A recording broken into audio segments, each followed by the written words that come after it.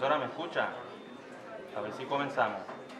Sí, sí, ya voy a Ok, cambiar, estaba proyectando el código por si alguien lo necesitaba. pues Voy sí, a la eliminar esto. profesora estaba proyectándolo. Buenos días a todos y todas. Les doy la bienvenida, ¿verdad? A este segundo seminario para estudiantes, esta colaboración que estamos haciendo entre los profesores del Departamento de Humanidades. Les doy las gracias por su presencia. También quiero dar las gracias, ¿verdad?, al decanato de la facultad por darnos la oportunidad, al director del Departamento de Humanidades, Víctor Ruiz, por todo su apoyo. Del mismo modo a los colegas que han hecho posible pues esto, la profesora Sullivan, el profesor Ángel Olmeda, Marco Aurelio García, la profesora Tamara Calcaño, también que anda por ahí. Y nada, para no tener un preámbulo tan largo, al final de la sesión, el que tenga una pregunta, pues es cuestión de, yo le voy a pasar el micrófono. Si quieren dirigir una pregunta a la profesora, pues lo pueden hacer con mucho gusto usando este micrófono. Así que, pues sin más preámbulo, pues le damos la bienvenida a la profesora Sullivan, que va a dar su conferencia online. Bien, bueno, a profesor, ¿se ve el PowerPoint?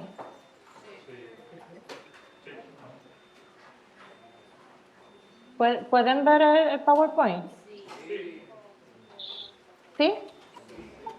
Sí, Ok, se puede ver. bueno, pues, bien, nada, bueno, el tema de hoy es el surgimiento de la universidad y para tratar el surgimiento de la universidad quiero poner un poco de, colocar en su justa perspectiva, hablar un poco cuál es el trasfondo, más bien los antecedentes a la universidad, el surgimiento de la universidad en la Edad Media, y para eso tenemos que hablar de las escuelas monásticas, las escuelas que nacen en los monasterios, sobre todo, ¿verdad? El monacato en Occidente surge en el siglo VI con la figura de San Benito de Nurcia, y este va a proceder a redactar las reglas, lo que hoy en día conocemos como la regla benedictina. No vamos a entrar en muchos detalles en este documento, pero la misma se resume en dos conceptos que son el de orat et labora, el de orar y trabajar. Aquí quiero hacer énfasis en estas dos ideas porque dentro de la noción de orar y trabajar entraba la educación. Los monjes se tenían que educar como parte del proceso para luego poder hacer sus oraciones y sus meditaciones. Y también en el proceso de elaborar, y no lo quiero perder de perspectiva, del trabajo, pues una labor muy importante de los monasterios en la Edad Media va a ser la copia y la transmisión del conocimiento de la antigüedad, la copia de manuscritos, de todos estos textos que se van a conservar, muchos de ellos, hasta el día de hoy. Y bueno, aquí les estoy compartiendo imágenes, está usualmente la enseñanza, el estudio se da en el entorno de los claustros, eh, que es algo que va a pervivir en el entorno de las escuelas catedralicias, eventualmente también en la universidad, y bueno, es algo que es un término que utilizamos hoy en día en el contexto universitario, cuando hablamos del claustro. Y por otra parte, la imagen de la derecha, lo que vemos son dos monjes pues estudiando, leyendo. Como les dije, no voy a meterme mucho en esto, porque lo que nos interesan son las universidades, pero también hay que hablar de los monasterios porque es aquí donde va a surgir ese currículo currículo educativo que se va a continuar hasta la universidad. Lo que se conoce como el trivium y el quadrivium, o también le podemos llamar las artes liberales. El trivium y el cuadrivium consiste en 7 materias y se divide, y en este esquema realmente lo he diseñado en base a esa división. Por una parte, el trivium de tres disciplinas vinculadas con el lenguaje, que incluyen la gramática, la retórica y la dialéctica, y luego 4 disciplinas vinculadas con el número, que incluyen la aritmética, la geometría, la música y la astronomía. Esto lo vamos a ver más adelante, porque dentro del contexto de la universidad va a ser sumamente importante para el primer grado que se puede obtener en el entorno universitario. La realidad es que esto no es una novedad del contexto monacal, porque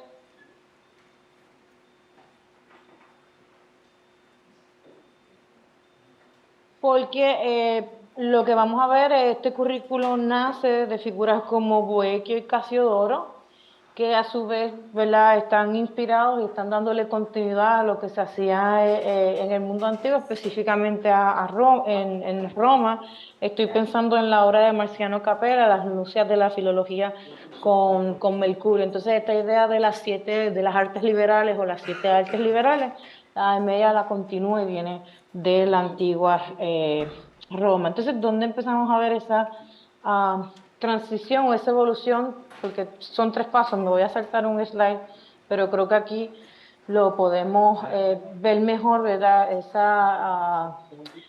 ¿Cómo se va desarrollando la educación a lo largo de toda la Edad Media? Pues desde el inicio del monacato benedictino, va a ser dentro de los monasterios, y ya cuando lleguemos al siglo XII, pasa a las escuelas catedralizas, y a partir del siglo XIII tenemos las universidades, hay una continuidad.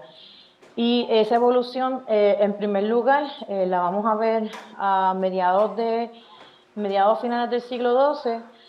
En primer lugar, por el desplazamiento a la urbe de grandes cantidades de personas, ¿verdad? El surgimiento o el resurgir de la urbe, del Burgos, lo que va a llevar no solamente a mercaderes y a comerciantes a establecerse en estos espacios, sino que también pues las catedrales se encuentran en este entorno, y por lo tanto al clero, sobre todo al clero secular, a formarse en estos espacios.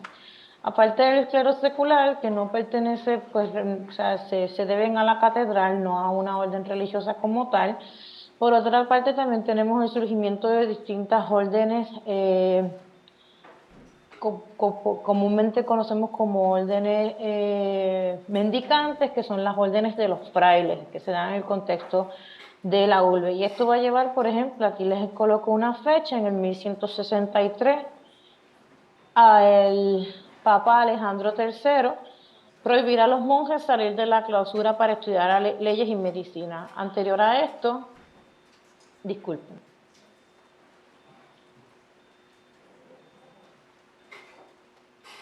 Anterior a esto, que es lo que vamos a ver, en muchas ocasiones los monjes salen, se desplazan al entorno de la catedral para formar al clero secular, pero a partir de esta fecha, y se prohíbe sobre todo para la formación en estas disciplinas, y eventualmente se proscribe.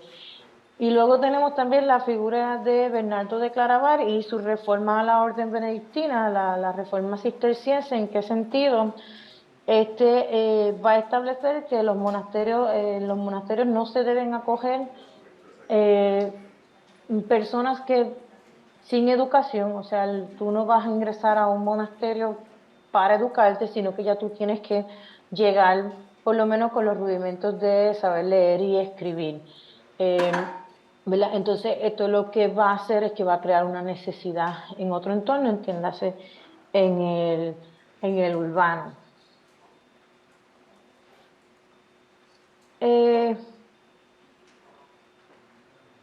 Por otra parte, también vamos a ver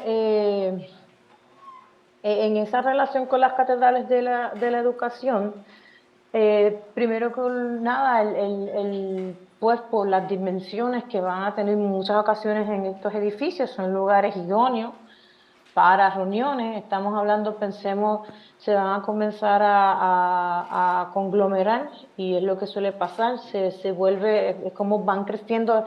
Podemos hablar ya de las escuelas catedralicias.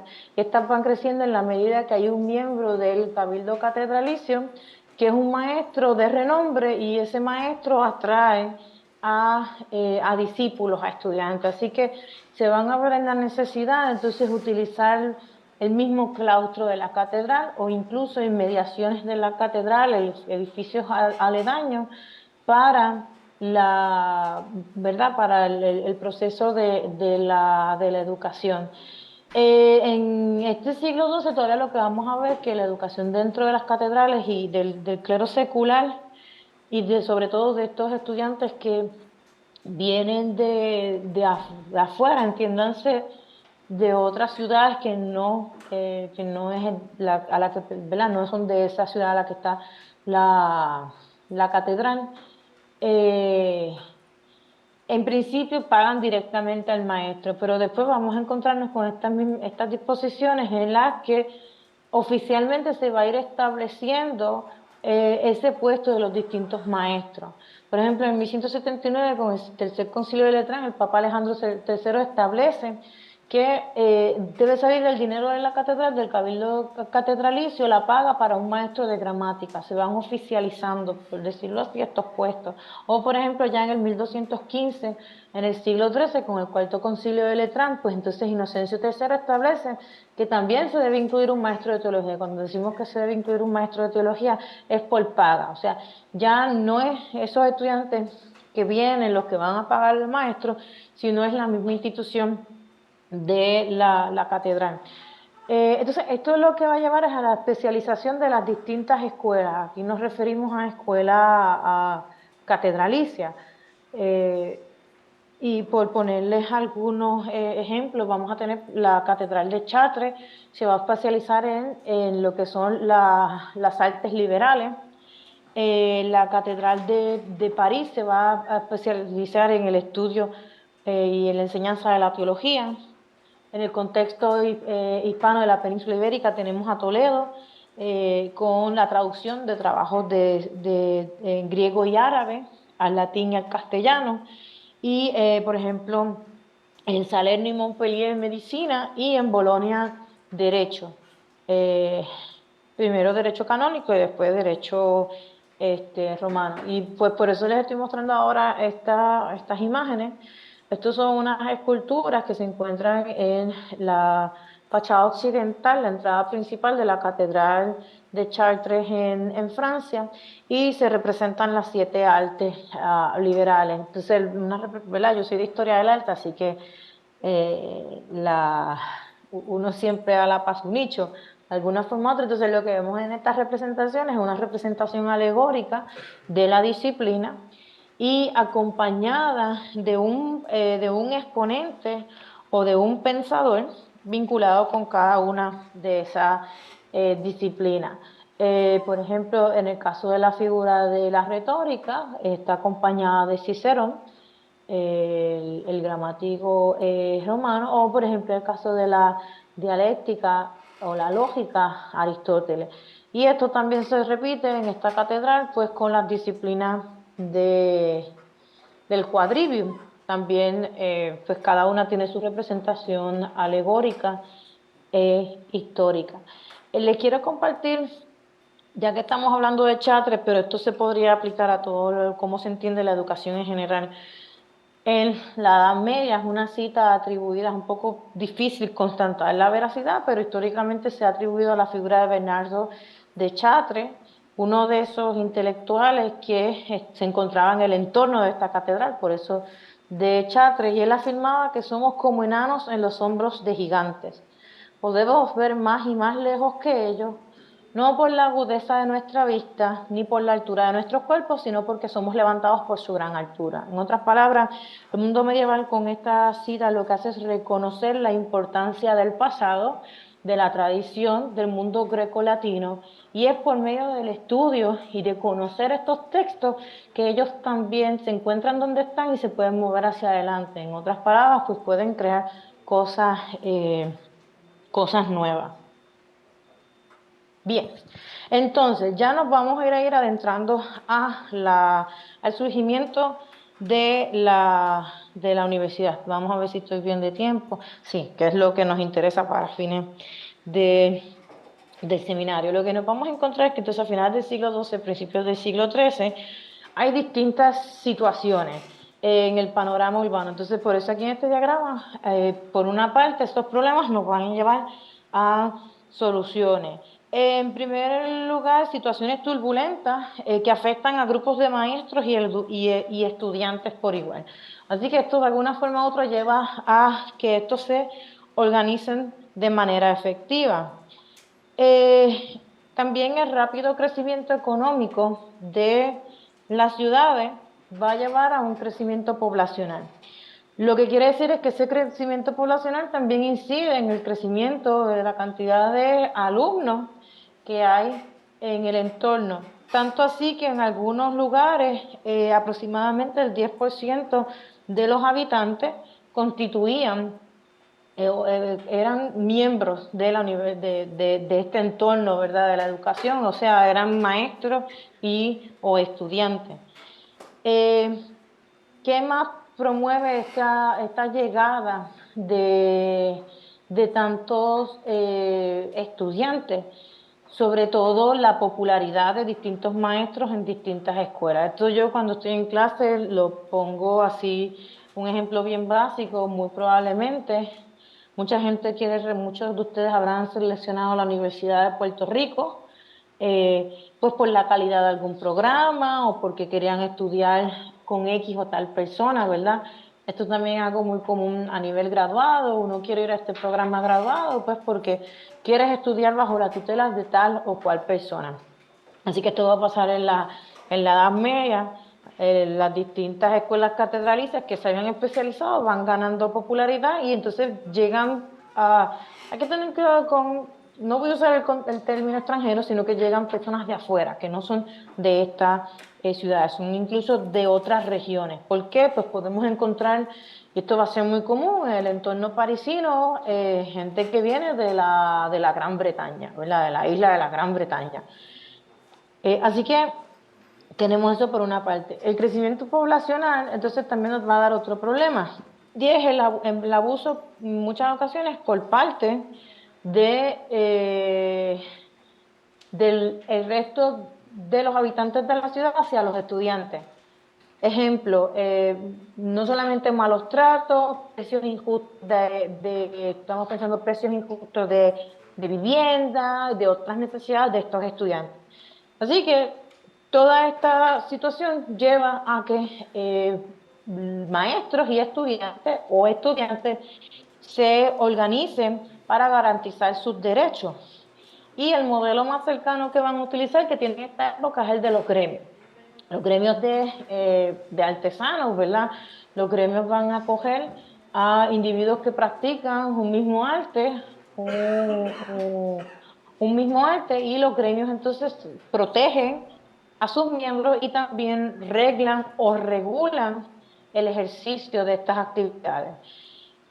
Claro, entonces lo que va a pasar en el contexto de la universidad es que por una parte tienes estudiantes y que podríamos en el tono de los gremios decir pues son aprendices o pupilos, y por otra parte tienes a los maestros.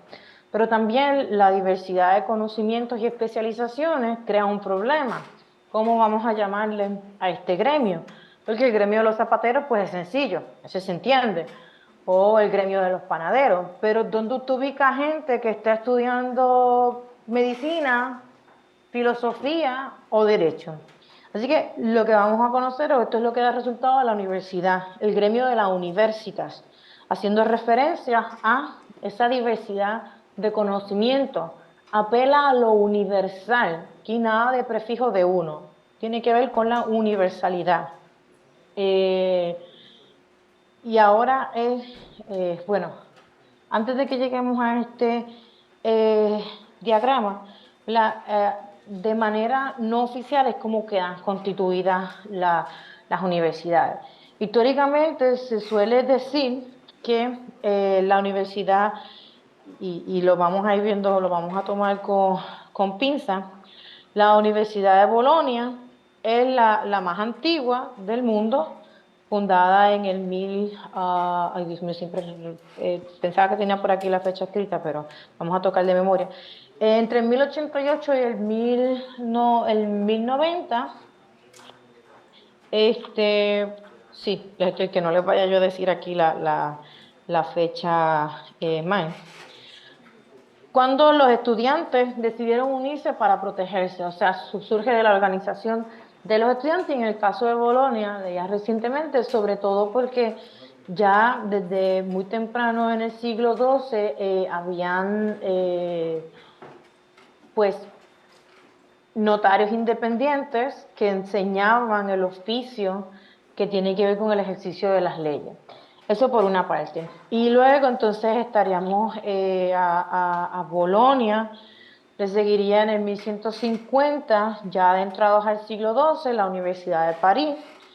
Y aquí va a ser los maestros y con los estudiantes los que se van a organizar, o sea, van a constituir este gremio para protegerse. Como yo les dije, el gremio, por una parte, regla el ejercicio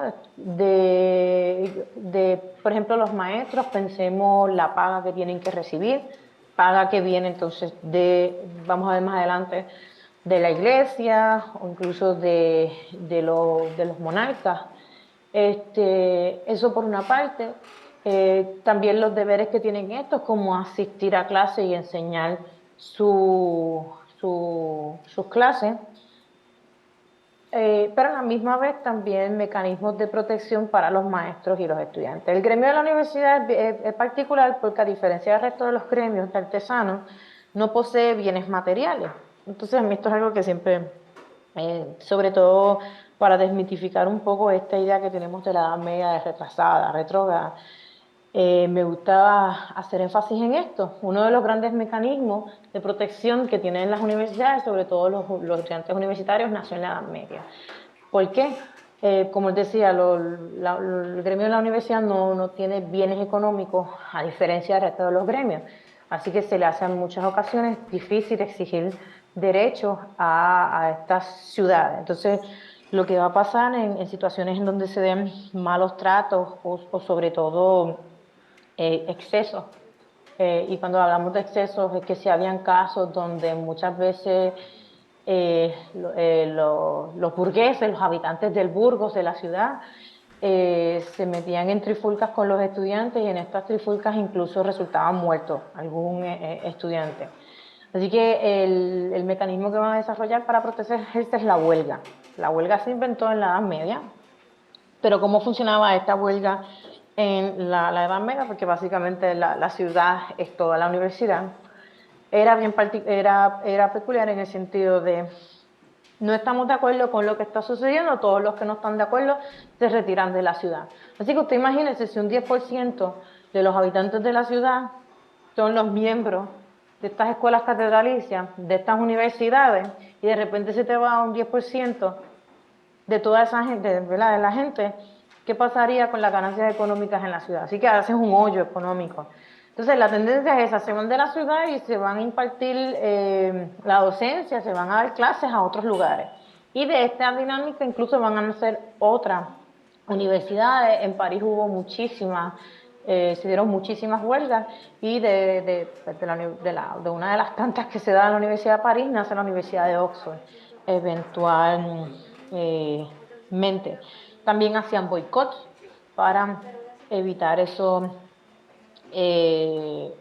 excesos. ¿Qué más también va a conceder o que va a permitir el gremio de la universidad? Le concedería la licencia para enseñar, o sea, el permiso para enseñar a los distintos maestros que tenían la formación. Bien, y a partir de este momento de la organización en gremios de maestros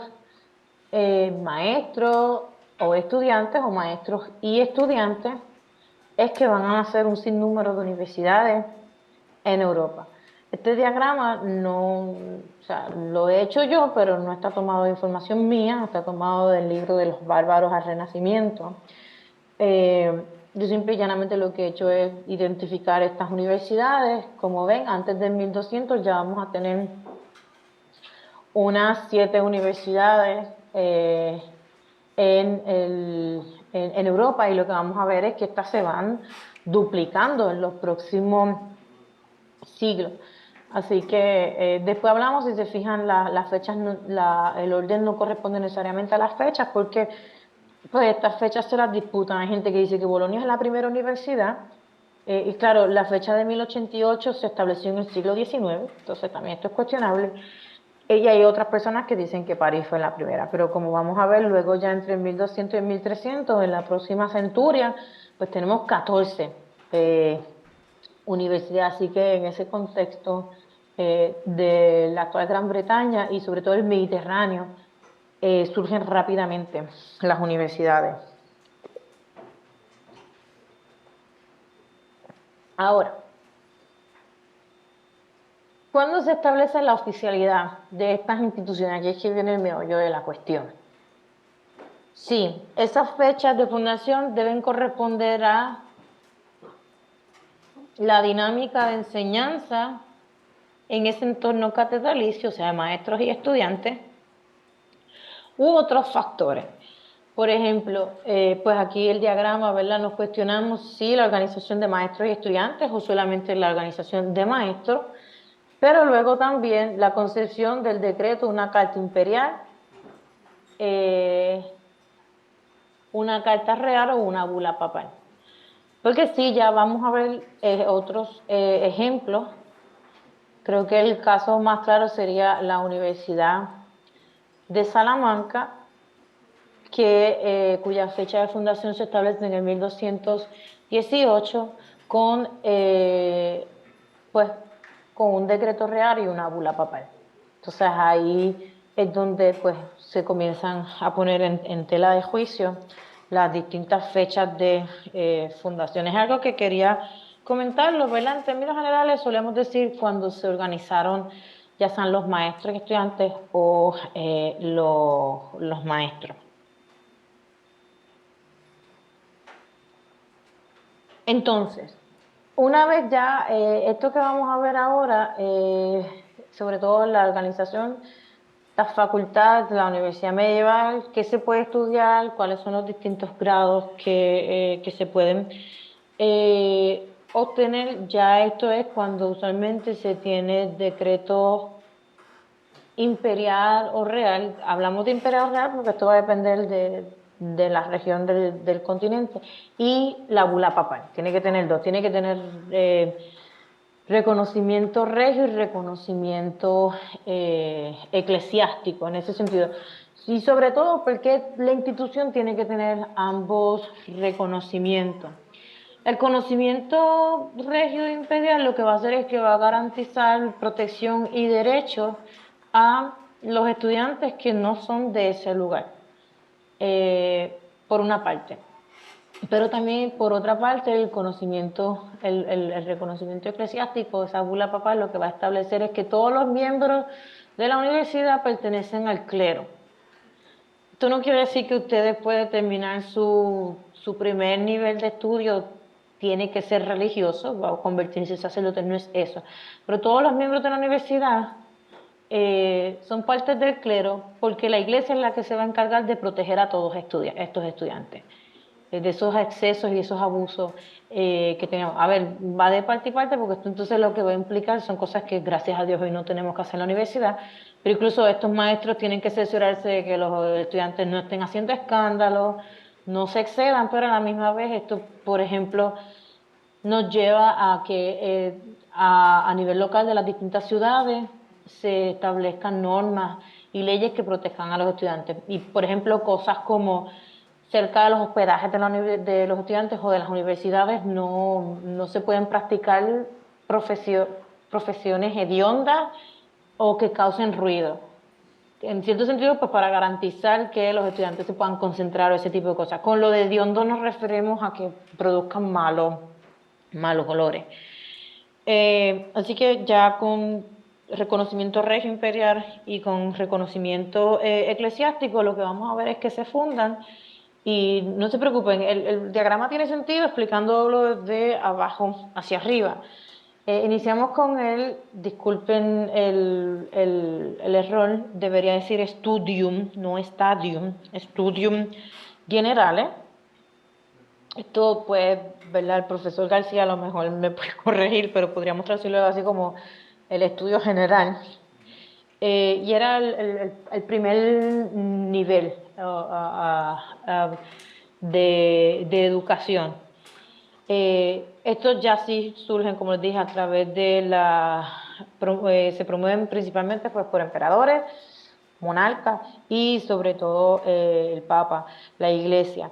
¿Qué consiste el estudio general? Pues básicamente el estudio de las artes liberales, del trivium y el quadrivium, lo que habíamos visto anteriormente. Así que como parte de su formación en las artes liberales, usted pues entonces tiene que aprender pues, la gramática, retórica, dialéctica, y ya en este contexto más que dialéctica hablaríamos de lógica, lógica sobre todo aristotélica, Y luego también, pues entonces, astronomía, aritmética, música, geometría, y aparte habían otras disciplinas, pues por ejemplo, no puede faltar teología.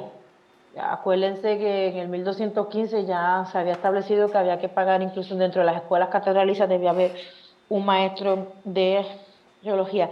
El estudio en general es bien interesante porque tiene un carácter, podríamos incluso llamarle internacional a la luz de nuestra visión contemporánea.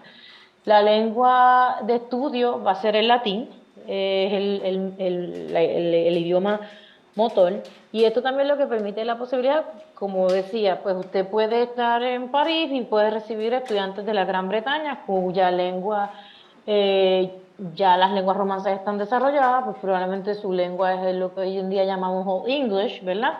Pero de la misma manera, pues puede tener gente de ese entorno parisino estudiando en Salamanca, que ya ahí en Salamanca hay castellano, y bueno, pues y en el entorno de París ahí ya se está forjando el francés. Así que como todo se hace en latín, pues esto permite que tú te muevas, o sea, que tú empieces tus estudios en un sitio y los termines en otro.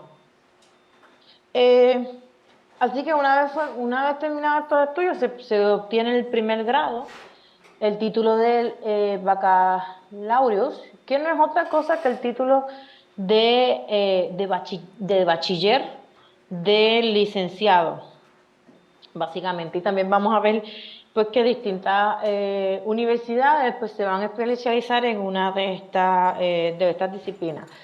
Claro, estaba comentando esto, pero se me ha olvidado decirles que también esto constituye las 4 facultades que existen en las universidades medievales. Siendo la primera en la que se obtiene el título de bachiller, y ya las demás las he colocado por encima, porque entonces los títulos que pasamos a obtener pues son superiores, lo que hoy en día podríamos llamar graduados, porque para acceder a las otras 3 facultades era necesario el título de, de, de bachiller. También es algo que cuando les mostré ahorita las imágenes de la Catedral de Chartres, se me olvidó comentarles. Por ejemplo, la alegoría va acompañada de un pensador de la antigüedad, pero esto también sobre todo apela al hecho de que, pues, en la universidad medieval, en los monasterios, usted cuando estudiaba gramática con los textos de Cicerón. O sea, no utilizas textos medievales, pero también estás utilizando esos textos antiguos. Bien, eso para, ¿verdad? No quiero darle mucho, esto es para lo que sería ese nivel, ese primer nivel. Una vez con el título de bachiller, pues usted no tiene por qué proseguir a otra disciplina, sobre todo en este entorno. Una persona que sabe, o sea, no es que sabe, en la Edad Media, una persona letrada es aquella persona que entiende y escribe latín. Porque muy probablemente usted puede saber leer y escribir en su lengua vernácula, pero si no entiende o escribe latín, no se considera una persona letrada. Así que ya con el simple llano hecho que usted conoce o sabe latín, usted muy probablemente pues, puede conseguir un trabajo, la manera de desempeñarse en el mundo, así que no tiene por qué seguir a los demás estudios, no tiene por qué hacer carrera eclesiástica, no tiene por qué volverse religiosa. Luego, como les dije, el título de bachiller te da acceso a cualquiera de estas 3 facultades y tienen todas el mismo nivel en cuanto al título que se obtienen, pero porque yo he marcado la diferencia, he colocado la teología por encima. La facultad de teología se consideraba la reina de todas las facultades en este contexto medieval, mientras que medicina y derecho estaban al mismo nivel, a pesar de que, pues, por ejemplo, el título que se obtenía en medicina era el de medicina de doctor en medicina, y el que se obtenía en derecho era el de legum doctor, bueno, no sé si algo así como en las leyes o, o en leyes.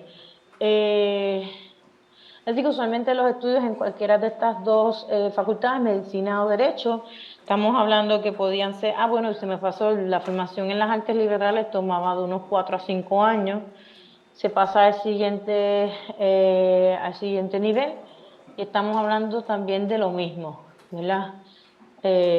4 a 5 años. En medicina no hay tanta especialización, la medicina en la media sobre todo se ampara a los preceptos de Galeno e Hipócrates. Esto es un tema muy largo, ¿verdad? Que podríamos hablar porque se institucionaliza el estudio de la medicina, incluso el surgimiento de la Facultad de Medicina es lo que nos va, en cierto sentido, a dar la idea de que hay ciertas personas que son consideradas brujas. Fue una especie de agenda de difamación para los médicos conseguir, los médicos formados en la universidad, pues conseguir más pacientes. Y universidades que se van a especializar en esta disciplina, tenemos a Montpellier y Salerno. Y entonces en el caso de Derecho, pues tenemos, Derecho sí tiene dos variantes, entonces dependiendo de la universidad se especializa en alguna de estas. Derecho, existía la posibilidad de estudiar Derecho romano, ¿verdad? Sobre todo pues porque todas estas leyes que se habían acogido en el Código Justiniano del siglo XVI, pero en el siglo VI se conocían, o lo otro era el Derecho canónico, el Derecho de la Iglesia. Así que esta es una profesión que va a surgir a raíz de la demanda, ¿verdad?, que vemos en el entorno de las ciudades, y obviamente pues hay dos posibles áreas de especialización y hay universidades que se especializan en cada una: Bolonia en Derecho Romano y Salamanca en Derecho Canónico. Entonces, al final, en la parte superior tenemos la Facultad de Teología. Se considera para fines de la época la reina de las facultades, sobre todo, pues aquí no lo vamos a ver, pero lo que sería esa corriente intelectual y de trabajo de la época, la escolástica, se sirve un poco de la teología. Por eso se coloca aquí. Pero a diferencia, por ejemplo, del resto de las facultades, sobre todo de los títulos y la Facultad de Medicina de Derecho, la remuneración económica, usualmente no hay una gran remuneración, o no existe remuneración económica. A mí esto me da gracia, pues porque es un poco similar a lo que pasa hoy en día. Pues probablemente con un título de médico doctor hay más remuneración que con un PhD, ¿verdad? Pero bueno, eso es un comentario aparte. La universidad que se va a especializar en esta disciplina va a ser la de París, y bueno, pues también se obtendría un título a nivel de doctor, en otras palabras, una persona docta, especializada, capaz en. Así que ya hemos hablado de títulos que, si se fijan, muy similares a los títulos que todavía perviven en nuestra cultura universitaria, el de bachillerato y el de doctor, pero nos falta uno, y si se fijan yo he puesto una flecha aquí, el de maestro. Existía un título de maestro que podríamos decir es el equivalente a nuestra maestría, y es un título intermedio entre esa formación en la Facultad de las Artes Liberales del Estudio General y aquellas que se obtienen grados de doctores. La diferencia es que el proceso de obtención del mismo era distinto. Usualmente se esperaba que una vez terminado el título de bachiller, la persona interesada en obtener la licencia para enseñar o el permiso para enseñar, por los próximos 2 años se preparara, entiéndase, estudiara por su cuenta, y en este estudiar también debía organizar conferencias, debates, donde mostrara su maestría. Es examinado por miembros de la universidad, por otros maestros, y si estos lo consideran factible, entonces recibe el título de maestro. Así que existe ese título intermedio, y lo que te permitiera enseñar. El trivium, el quadrivium, bueno, básicamente las disciplinas que conforman el studium generale. Creo que con esto he resumido rápidamente lo que son los títulos y las facultades de la Universidad Medieval. Pero la realidad es que tenemos mucha documentación, mucha información, y cada vez hay más interés, así que hay más información. Así que ahora creo que lo último que tocaremos son, pues, más bien curiosidades. Porque en primer lugar, pues, claro, esto es una universidad y usted para obtener un título se tiene que examinar. ¿Cómo es el proceso de enseñanza en este entorno? Usualmente, esto es algo que se trabaja mucho con la escolástica, usualmente una lección en la universidad medieval es lo que hoy en día en el contexto europeo se conoce como una lección magistral, en donde el maestro, sería el profesor, le llamamos en este entorno maestro, se dirige al estudiante, tiene una obra, supongamos estamos hablando de la ética aristotélica, esto es un ejemplo hipotético, pero para que me sigan, tienes la ética aristotélica, así que lo que procedes a hacer es a leer fragmentos de la obra e ir comentándolo. Haces comentarios de la obra. Y luego entonces los estudiantes utilizando el mismo método escolástico pueden proponer preguntas, ¿verdad?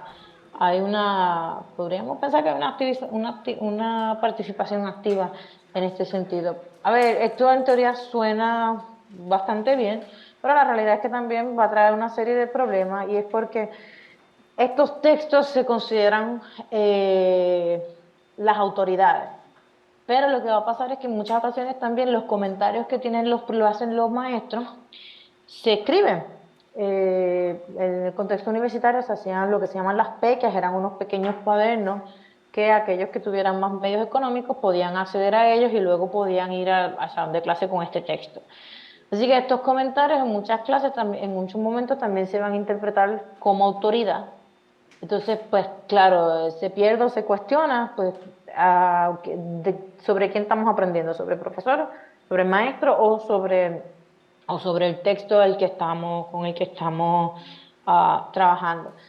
En este entorno también la tradición oral predomina. A lo que voy es lo siguiente, y por eso les comparto esta imagen, siempre me ha gustado. Aquí, pues, la misma biblioteca a la que pertenece especula una Edo. Bueno, está tomada del Liber Ethicorum de Henricus de Alemania, pero si es él dando una clase, pues Aristóteles dando una clase. Pero a mí no me interesa si es Aristóteles o si es Henricus, a mí lo que me interesa es lo que está pasando en el aula. Y es que si se fijan, no todo el mundo tiene un libro de texto, porque como les dije, la tradición oral es mucho más importante. Así que los estudiantes tienen que escuchar, prestar atención, aquellos que puedan o tengan los medios para comprar estos cuadernos, ellos lo hacían, y aquellos que pudieran también tomar notas, pues lo harían. Sobre todo, pues como tú tomarías notas en esta época, no como en Harry Potter, que vas a una clase y te llevas un trozo de pergamino y escribes con tinta. El pergamino no se puede utilizar para eso porque es muy costoso. Como mucho tú podrías haber tenido una tablilla de cera, que esto es un mecanismo que se utiliza desde la antigua Roma, con un stylus, un objeto punzante, y tomabas nota. Eso por una parte, o lo otro también, pizarra. O sea, pizarra nos referimos al material de piedra de pizarra que es posible escribir sobre él. Aquí la memoria es bien importante y por lo tanto, por una parte es así, pero también cómo son las evaluaciones. Todo se hace de memoria y se hace oral. O sea, usted se tiene que memorizar y aprender todo. Y las evaluaciones para obtener el grado, incluso las evaluaciones, por ejemplo, a nivel de bachiller, no son ni mensuales, ni anuales, ni mensuales, ni semestrales, ni anuales, ni cuando usted termine la clase, sino más bien luego de sus 4 o 5 años de formación, después usted tiene que presentarse a un examen oral. Los exámenes son orales. Yo siempre he pensado y creo que podría ser algo bueno para implementar en las clases, en lugar de copiar y hacer exámenes objetivos, hacer exámenes orales. Creo que estoy dando mala idea y desafortunadamente no estoy viendo aquí a los estudiantes y las reacciones ante mi propuesta. Ojo, y esto es algo de los exámenes orales, se hace todavía en algunos lugares del mundo, por ejemplo en Italia todavía se mantiene viva esta tradición donde se hacen exámenes orales. Pero no solamente se queda ahí el examen oral, sino que también estos distintos, la examinación en el resto de las facultades para la obtención de los siguientes títulos es igual. En el caso de la medicina y el derecho, que podemos entenderlas como carreras técnicas, en otras palabras, donde se practica una técnica, hay práctica.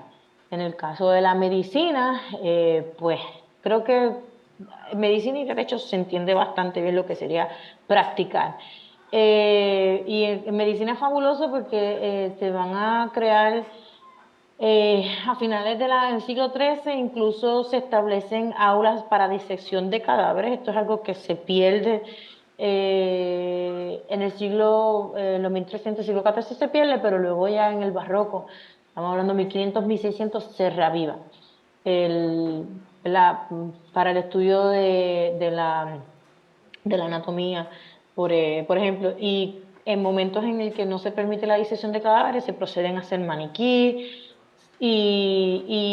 pues con la escolástica vemos el cierto surgimiento de una ciencia experimental, no como la entendemos hoy en día, esto ya es formación de la época moderna, pero hay ciertos avances, o sea, aquí pues me pico fuera, pero lo comparto, estoy pensando el desarrollo de las lentes, estoy pensando el descubrimiento por parte de Alberto Magno del arsénico, un elemento de la tabla periódica.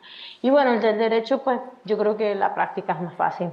En el caso de la teología, para obtener el título en doctor en teología, pues claro, que usted tiene que hacer hoy en día para obtener un título de doctor en filosofía, en otras palabras, un PhD, una tesis, ¿verdad?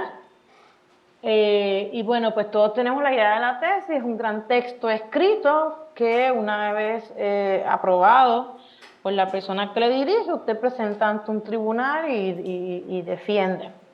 ¿Cómo es el proceso de la tesis en la Edad Media? Hablamos que aquí es tradición horácica, no es escrita.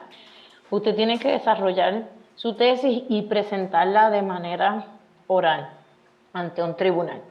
Y si se dan casos, por ejemplo, el contexto salmantino, que es el que estoy más familiarizada, en el que se sabe que aquellos estudiantes que no pasaban la tesis, incluso sus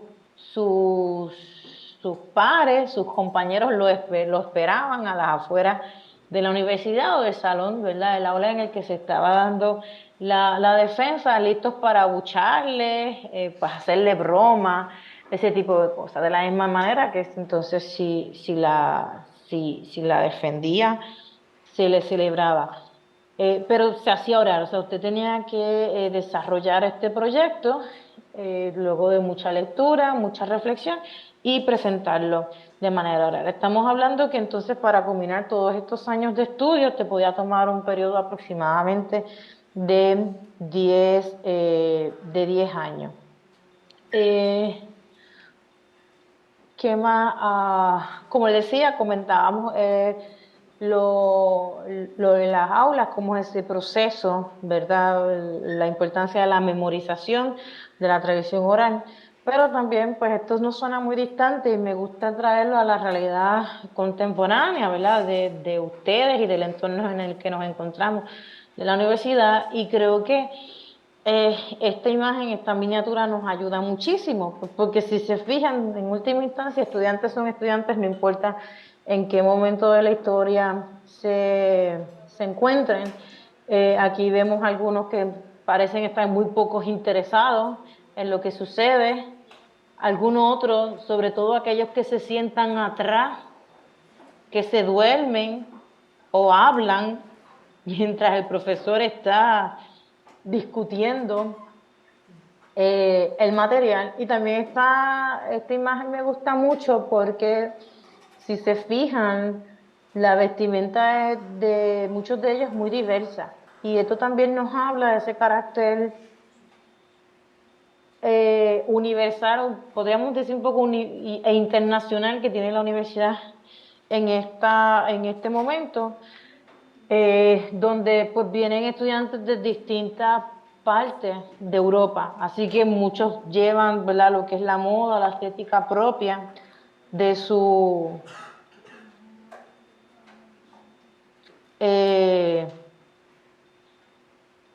de sus distintas ciudades, pero a la misma vez también podrían vincularse pues, o con el título que ostentan dentro de la jerarquía eclesiástica, por ejemplo. A modo de, ¿verdad? No quiero, porque quiero dejar espacio por si hay preguntas. Ya hemos hablado de los títulos, de la dinámica del salón de clases.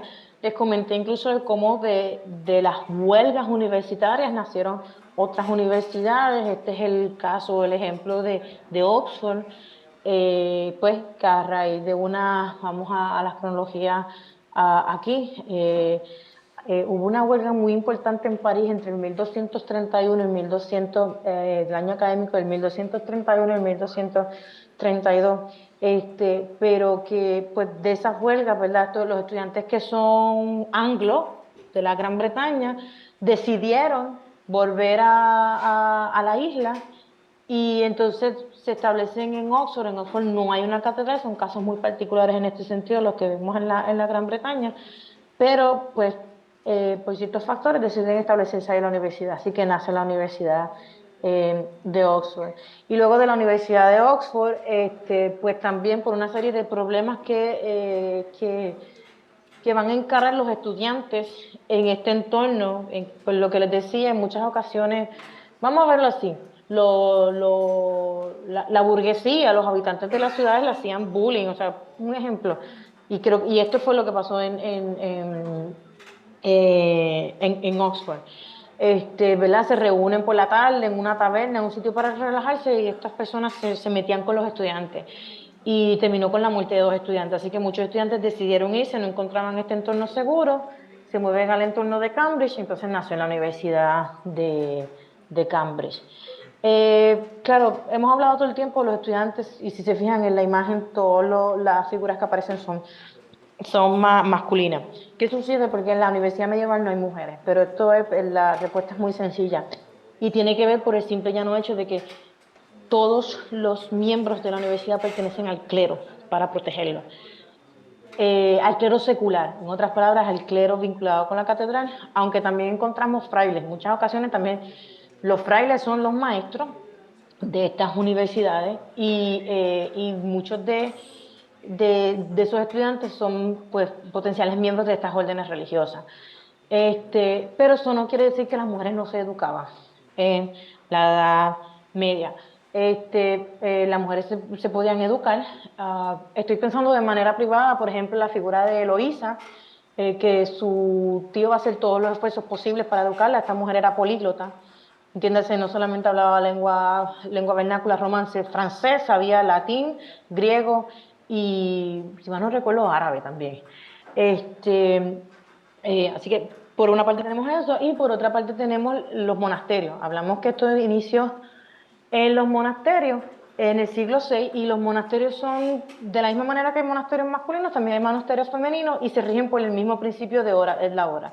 Lo que quiere decir que en los monasterios femeninos se estudia esas disciplinas que habíamos visto anteriormente, e igualmente en los monasterios femeninos se copian, se hacen, se elaboran y se leen libros. Así que la educación, si bien no es en el contexto universitario, esto no eximía a las mujeres de educarse. Les acabo de comentar rápidamente el ejemplo de Eloísa, pero también estoy pensando un poquito anterior en esa transición del siglo XII, la figura de Hildegarda de Bingen, una gran intelectual de la Edad Media.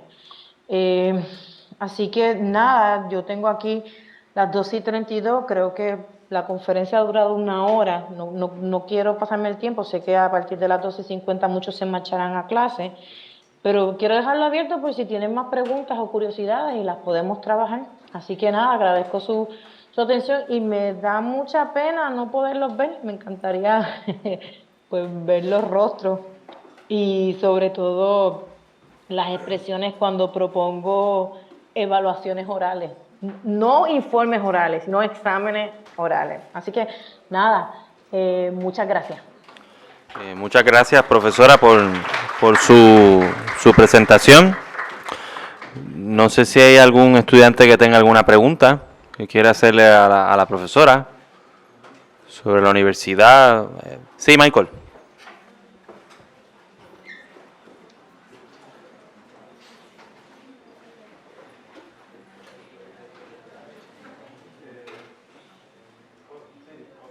Sí. Mencionó que uno de los antecedentes de la universidad eran los monasterios. Ujú. ¿Qué vino antes de los monasterios, en términos de educación de ese nivel? Ok, buena pregunta.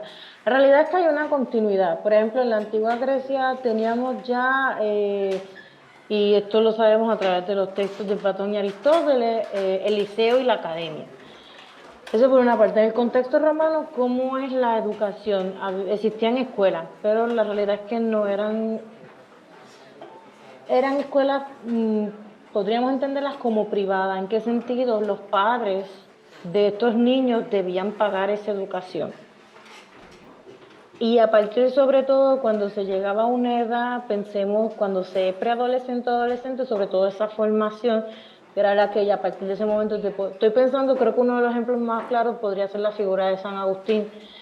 A partir de ese momento que esa formación es la que te puede garantizar una carrera y un puesto decente en la política romana, a partir de ese momento, sobre todo, es por paga. A veces tenemos esta idea de que en el pasado todo el mundo era analfabeta y no necesariamente. Y los niños en la antigua Roma se les enseñaba a leer y escribir, pero ya desde ese nivel preadolescente, adolescente, lo que sería, pensemos, nuestro nivel intermedio y superior es por paga. Hay que pagar. La gran diferencia en el contexto monacal, y por eso yo les dije, el trivium, vamos al diagrama, el trivium y el quadrivium, en el contexto de los monasterios nace con la figura de estos dos pensadores intelectuales de transición entre Roma y la Edad Media, y son Boequio y Casiodoro, pero ellos no se están inventando nada nuevo, la realidad es que están siguiendo a Marciano Capella, que era un intelectual romano.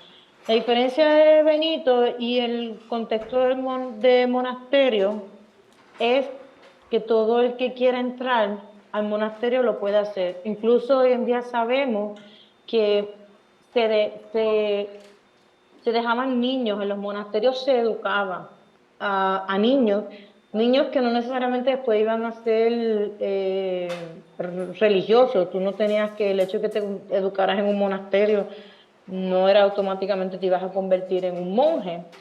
Eh, eh, es, es más abierto en ese sentido. No sé si esto le explica.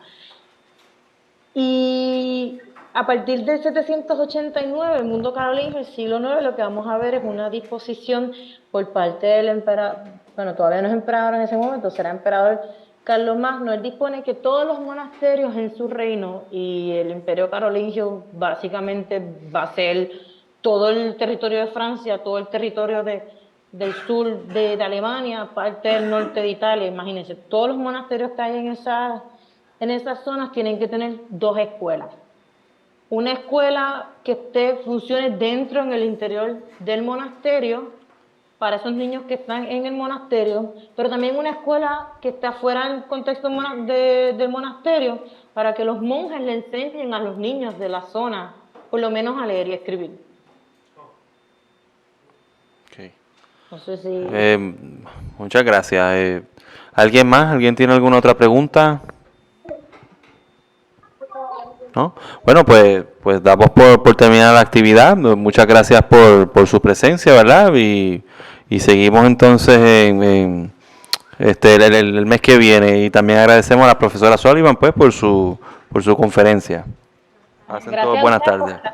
por la paciencia en este medio.